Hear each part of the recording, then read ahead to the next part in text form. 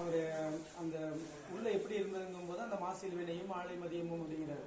சரி, நீங்க பசிக்கலையா என்ன பண்ணீங்கன்னா பெருமானோட திருவடியில இருந்து தேன் சொட்டுச்சு, அதை உண்டு உயிர் வளர்ந்துங்கிறார். தேன் சொட்டுச்சு.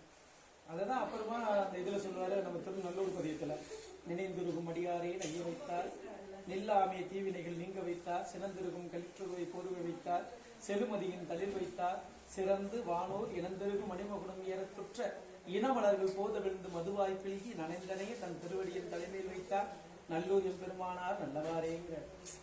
இந்த தேவர்கள் அவங்க பெருமானை போய் தினசரி சொல்லணும்.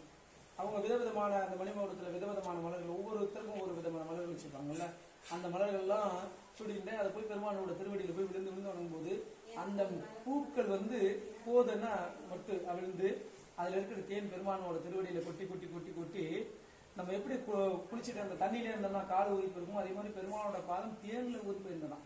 அந்த ஈரத்தோட அந்த நனைஞ்ச அந்த ஈரத்தோட என் தலையில கொண்டு வந்து திருவடியை வச்சாருங்கிறத சொல்லிடலாம். தேன் சொற்ற பாதம்ன்றது அதுதான்.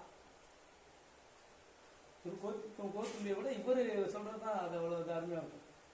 இனமலர்கள் போத விழுந்து மது மதுனா தேன் மதுவாய் பிழுகி நனைந்தனையே தன் திருவடி என் தலைமையில் வைத்தார் அப்படிங்கிற.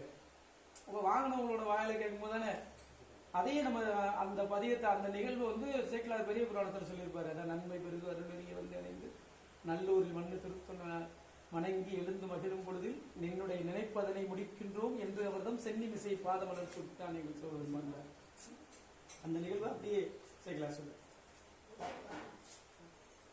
பொருளோடு கொஞ்சம்